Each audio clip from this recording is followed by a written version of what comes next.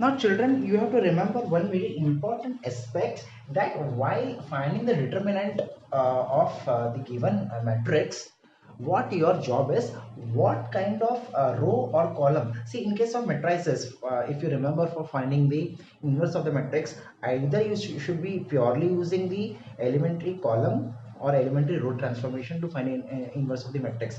But here you can use, because here you are finding the value of the determinant without the direct expansion along the rows or columns. So that's why we have studied those properties as on when and how to use those properties. But the very simplest form is that you will make you can make use of both the column and row in case of determinants. Why? Because before the expansion, right, you will try to make maximum zeros.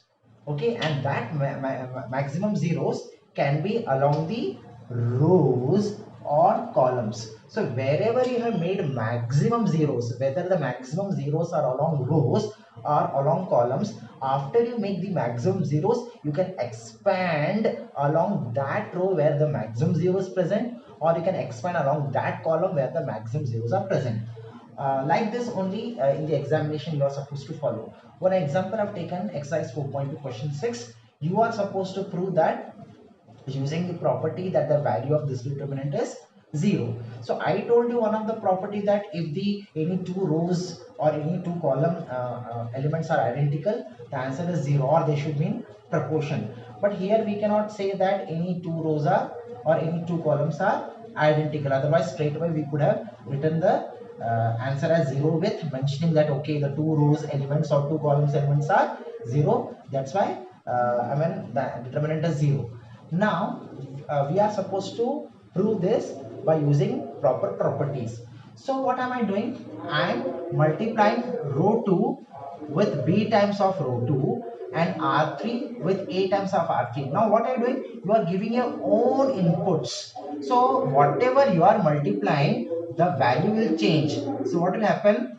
In order to balance it, see, you are multiplying the entire row 2 with b. So counterbalance by 1 by b.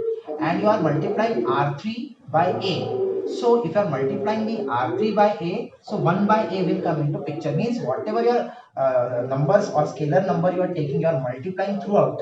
So to counterbalance, otherwise the meaning will change. So that is a property, that whenever you are multiplying any scalar to any row element or any column element, that 1 upon number has to be taken common. For example, if you are multiplying row 1 with 2, so counterbalance by 1 by 2 outside the determinant sign. If you are multiplying the column 3 by 6, so counterbalance by 1 by 6. That's why I told you in the property of matrix, if you are taking 3 times of a matrix A, that 3 will be multiplied to each and every element. But that is not case with the determinant. In determinant, what happens? You are allowed to take any number common along the row or along the column. It is not common to all the elements. That is the difference between the matrix and determinant. So the moment I change this, I am taking 1 by AB common. The reason behind, because I am multiplying row 2 with B, so 1 by B, row 3 by A, so 1 by A, and this way, see, row 2, so minus A into B is minus AB, 0 into B is 0, minus B into C is minus BC. Row 3 element is multiplied by A, so A into B is AB, A into C is AC, 0 into 0, 0 into your A is 0, because you are multiplying R3 with A. The reason behind, I told you how to make maximum zeros either along the row or along the column. And mark my words, children, here different students can use different operation to get this answer. It is not fixed that only this operation has to be used. You can use your own operation, keeping it in line with the properties of the determinants and the expansion. Your job is to make maximum zeros. Now you can see that minus AB plus AB can become 0. So that's why I have used R2 changes to R2 plus R3. So 1 upon AB as it is. So R2 changes to this plus this is 0. 0 plus AC is AC. Minus BC plus 0 is minus BC. Can you see that I have made maximum zeros along the column 1. Now I can expand along C1. So 1 by AB, 0 will come as it is. So you know how to find a determinant. So AC into 0 is 0, right? Then minus of minus AC into BC will be ABC square, that you can see. Next, as we are expanding along the column 1, next number will be minus 0. Why this minus sign is coming here? I told you in the previous lecture. So minus 0, so this will vanish, this will vanish. So A into 0 is 0, minus of minus plus AC into B is ABC.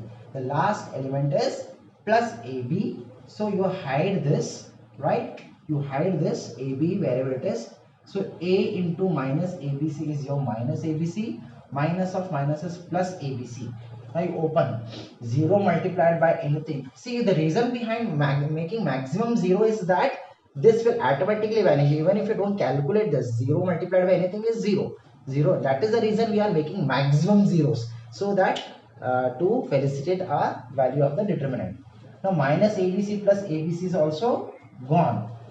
Okay, that has also become 0, and 0 into AB is 0. So every term is 0, and 0 multiplied by any number is 0. That's how we have proved.